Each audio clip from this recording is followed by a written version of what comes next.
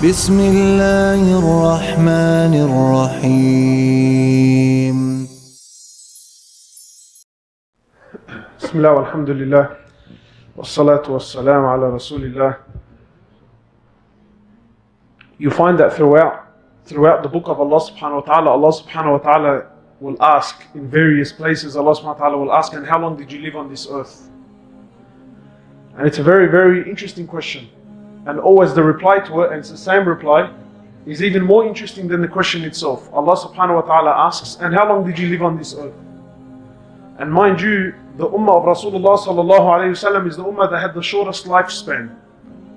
All the generations that came before Rasulullah sallallahu alayhi wasallam, they had longer lifespans. In fact, there's one particular story, there's one particular narration when one of the prophets was walking through the cemetery. So he sees a woman at a grave and she's excessively crying. So he comes up to her and he says to her, "What is it that's troubled you?" She was crying excessively. She says, "My son, he was only 300 years of age, he passed away." Her son was only 300 years of age. So he says to her, there will come a generation after us where their whole life will be between 60 to 70 years.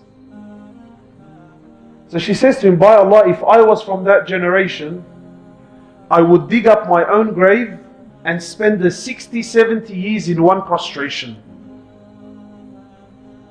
So Allah subhanahu wa ta'ala asks, and how long did you live on this earth for? Various فَاسْأَلِ الْعَادِينَ, ask those that are counting. They say, you and I will say, when Allah, you see, because now, you need to understand where it comes from. You and I, when we look at our lives now, what is it that you and I are thinking? You know, I was speaking to a man that's gone completely grey. A man that's gone completely grey. And he's quite old in age. Shuhaj, Shuhaj is like a...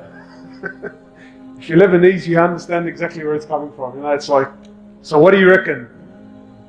And well, I'm still thinking about getting married. Right? Nobody, and this is natural, nobody likes to feel like he's getting old. Nobody likes to feel like he's getting old. Some people, if you say he's old, it's actually an insult towards him. So this idea of growing old, nobody likes. And this is natural. It's not like to say it's good or bad or you're evil. No one likes to get old. No one likes the idea of me reaching an age where I can't walk properly, I can't. No. Everyone likes to think of himself that I still have strength. And many of us, most of us now, when you look at our dreams and our ambitions, it's way, way, way ahead. I had a brother once say to me, he's preparing, he's thinking about his future. This was about investing money in. He asked me, "Brother, what's going to happen to me when I'm 80 years of age?" He's thinking about investing money for when he's 80 years of age. He was only about 22. I said, "Wow, because he was concerned about his financial situation about when he's 80.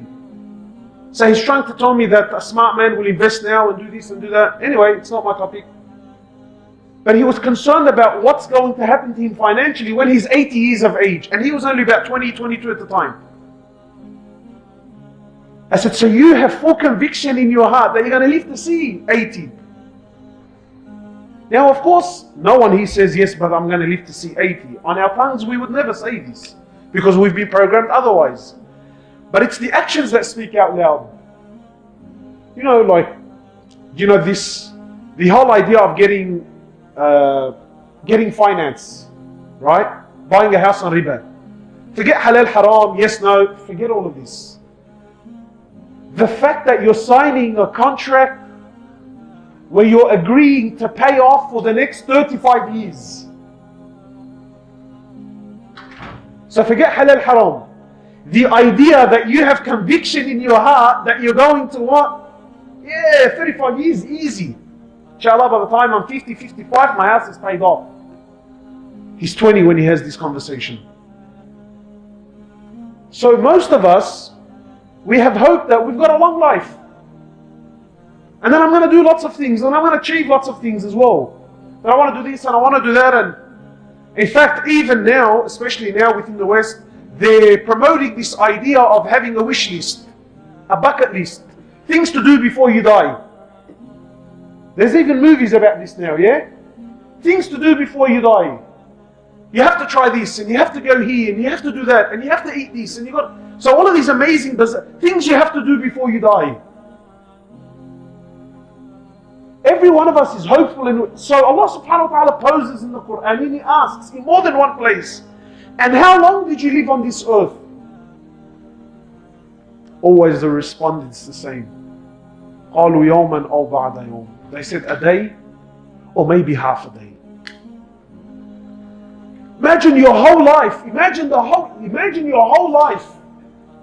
When you stand in front of Allah, regardless of how many years, my brothers, it's going to feel so insignificant that when you're asked, and how long did you live on this earth, your response, it's not like Allah responded on their behalf. No.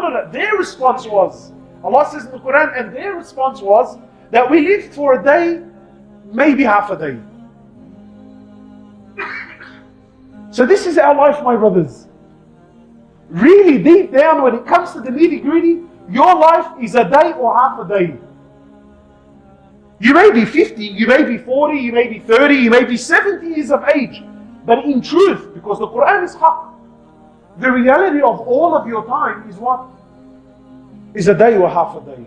So the question is how will you spend that day or half a day? You know, one of the really interesting things about death is death puts everything in perspective. Death is a very unique topic. Death can sometimes be, come on, timing, now's not the time. So death can be one of those ones, you know. Brother, people are getting married. Really, now's not the time to speak about death. Alright.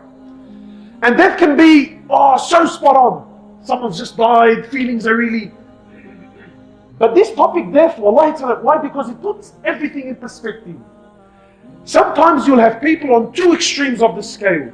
And today my topic is not about right and wrong. Forget halal, haram, right and wrong. It's just about putting things in perspective. So I'll give you an idea. Yesterday the Shaykh gave an amazing speech. For those of you that were here, he spoke about the Quran. I'm sure he moved something in your heart. Sometimes you watch these kids, you know, for 2 years, 3 years, they're sitting there and they're nodding their head. And sometimes you can't help but feel in your heart that, wallahi haram, bro. Come on, man. Right? Sometimes you hear about someone that went to study Deen, only Deen, nothing else. He went to study for 10 years, and so there's a part of you that just thinks, And sometimes you hear about some weird case, you know, where you know, someone prayed his 5 prayers in the masjid for 10 years straight, and you think, this guy had nothing better to do in his life, bro. Didn't you have to work? Didn't you have to travel? Didn't you have to do this, that, and the other? And sometimes you hear of course, the extreme opposite. People that left their houses, and just traveled for years on end. People that gave a company 40 years of their life, 40 years. So regardless of how you feel about this, when you think about death, it puts everything in perspective. Sometimes I've had conversations with people where they tell me, bro, wallahi, this is too much. If Deen, relax, man. Lighten up a bit, cuz. Well, yes, that's right. In certain aspects, you're right. But even the most extreme of people, even the most distant of people, if you were to bring an individual and tell him, my brother, look, you definitely only have 3 days to live. Look what happens when death comes into any topic. Brother, you definitely only have 3 days to live. And see the mindset. You know, sometimes you have to give some sort of targheeb, some motivation to get people to read Quran and to do this, that and the other, right? But wallahi, if a non-Muslim doctor, let's say a non-Muslim doctor, you went in there, may Allah subhanahu wa ta'ala protect us and preserve us all and give us a long, good, healthy life, right? But let's say, for instance, you went to some doctor and he said to you, look, we've looked at all the x-rays, we've looked at all of your reports. My friend, you definitely have some sort of illness. You'll be gone within a week. Not a single one of us here needs any sort of motivation. Wallahi, if you had yaqeen in your heart that you're definitely only going to live for 1 more week, I ask you by Allah, would anyone here go to work? And again, it's not right or wrong. I'm not saying, would anyone here go to work? Would you go fishing? It's not haram. Is it haram to go to work? Wallahi, it's not haram. It's haram to go fishing? It's not haram. But look how when death comes in, look at what it does to the mindset.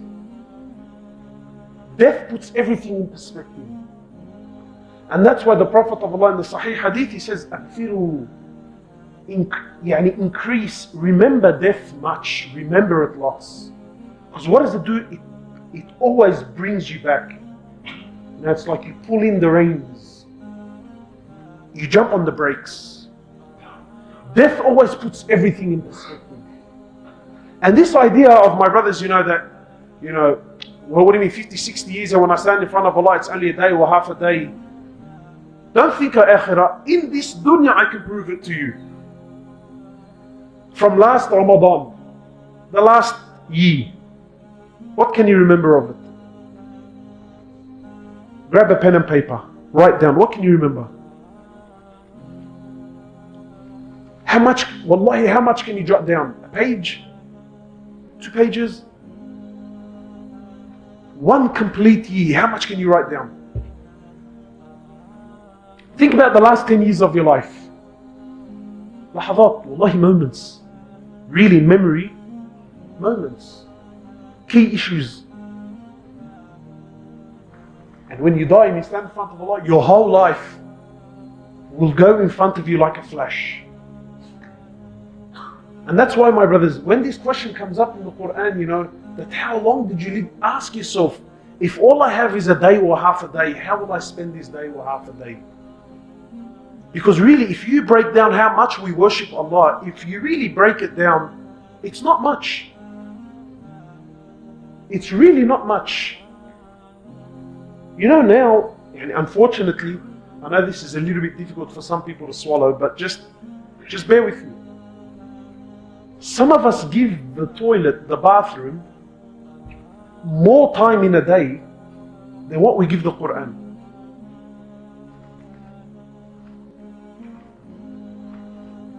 Like, have you ever noticed that? If you notice how much time, forget the toilet, the bathroom, so anything that takes place within the bathroom, right? If you look at how much time you spend in the bathroom, then compare that to how much you read the Quran, or you know what, forget the Quran, any righteous deed. Just the bathroom, you realize how far we are. And now with the phones, sure. I know people that went in to do a number 2. You got a knock. Hey, you still awake? You still alive? Because now we combine. Look, I'm sitting cuz anyway. Let me check up this and let me check up that. And let me buy and sell this and let me do this. Time. So much time is wasted. So my brothers, wallahi, just a really, every time I hear this verse, it always makes me think, day or half a day, that's bottom line, that's really what your life is. SubhanAllah, you know what the ulama say? They say an amazing statement. They say that when a baby is born, you make adhan in his ear, right? Adhan but no iqamah. And then when you die, there's an iqamah but no adhan. When you die and the janazah prayer takes place, there's an announcement, but there's not an adhan for the prayer. So they say really your whole life is between adhan and iqamah.